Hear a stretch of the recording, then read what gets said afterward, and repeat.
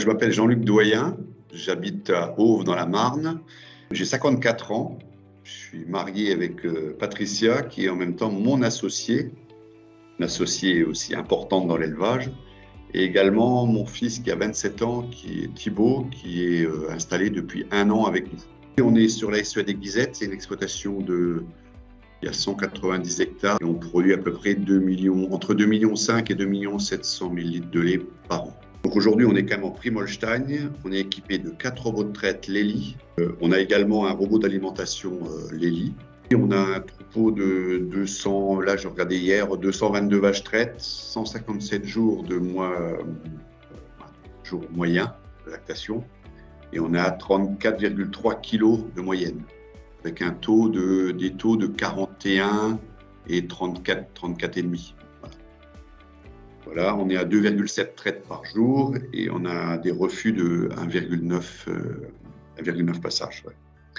Et on produit par jour 7600 kg de lait, voilà, au robot.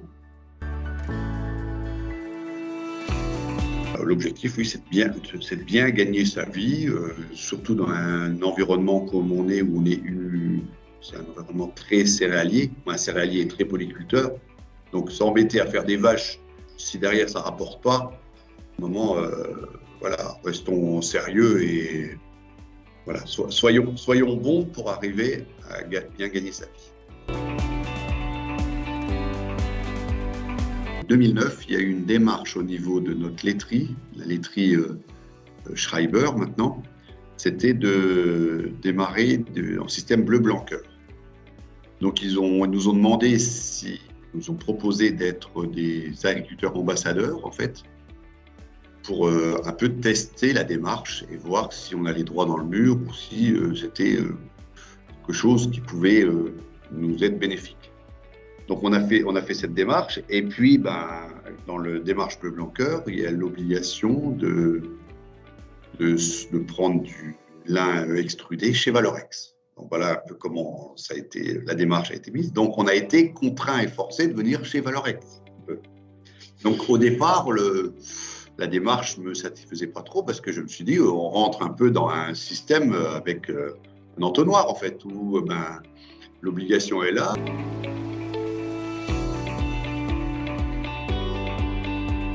En fait, avec la démarche bleu-blanc-cœur, donc Dominique Coez qui nous a un peu... En fait, c'est même pas lui qui nous a démarché, c'est moi qui l'ai appelé pour qu'il vienne. Et donc quand il est venu, il a examiné notre ration. Donc on a vraiment, comme je disais tout à l'heure, intensifié la production. Donc on a rajouté de l'orge, on a rajouté du maïs grain, on a rajouté de la mélasse, on a rajouté la partie IT3. Donc, mais on n'a rien modifié pour autant dans notre plan de complémentation. En fait, j'ai mon épouse, Patricia, c'est elle qui fait vraiment le plan de complémentation. Et elle est une vache n'a pas le droit d'avoir plus de 3 kg de VL, d'équivalent VL. Voilà. Donc, même une vache à 60 kg, elle a 3 kg, point. Si tu veux faire du lait, vas-y, bouffe à l'auge. Pour illustrer, l'année dernière, en 2020, on était à 11 860 kg de moyenne économique écolée. Oui. Donc, ce n'est même pas des kilos, c'est des litres vendus au tank. Donc voilà, donc, je ne sais pas, on était dans le top 10 ou le top 5 du BTPL au niveau France. Voilà. Bon, donc finalement, ça a été bénéfique. Notre marge, elle est là.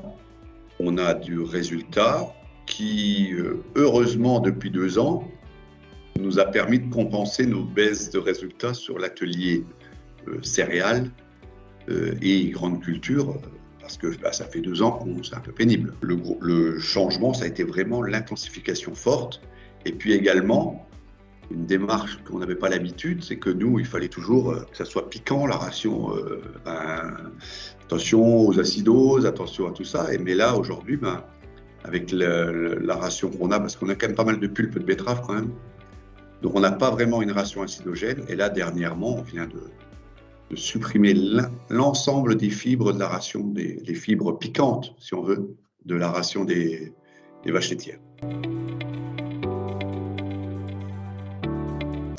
En fait, depuis qu'on a utilisé Tradilin, eh ben, on a quand même en fait, l'ensemble du système avec le système Tradilin, parce qu'il y a également l'orge en plus, le maïs grain également, on a pris à peu près entre 1500 et 2000 litres de lait de moyenne par vache.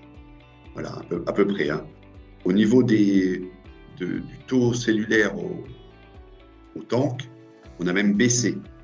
On est là aujourd'hui, on tourne autour de 120 à 150 000 cellules par.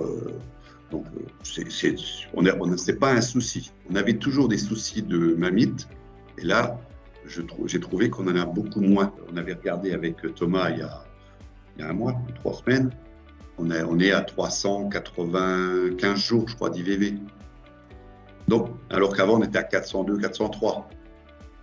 Eh bien, en fait, depuis qu'on utilise Tradilin, l'acétonémie, je dirais qu'on ne connaît plus.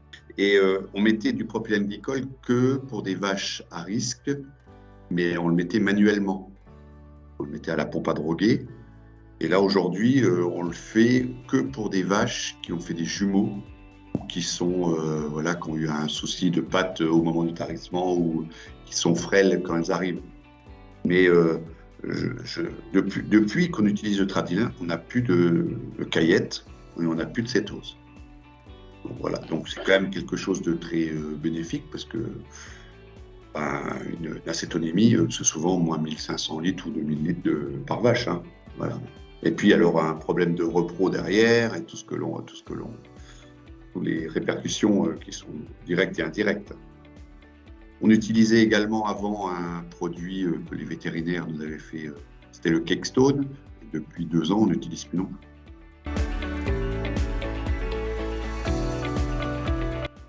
En fait, dans notre groupe écolé, on est associé avec un groupe de Meurthe-et-Moselle qui n'est pas en système Tradilin et puis Bleu Blanc Cœur, etc. Et ben les 4 premiers du groupe sont les 4 qui travaillent en système Tradilin. Donc on est vraiment bien au-dessus, voilà, bien au-dessus en production, mais également en résultat économique. Donc c'est bien c'est la preuve, c'est une illustration que finalement, même si on dépense plus, on peut gagner plus.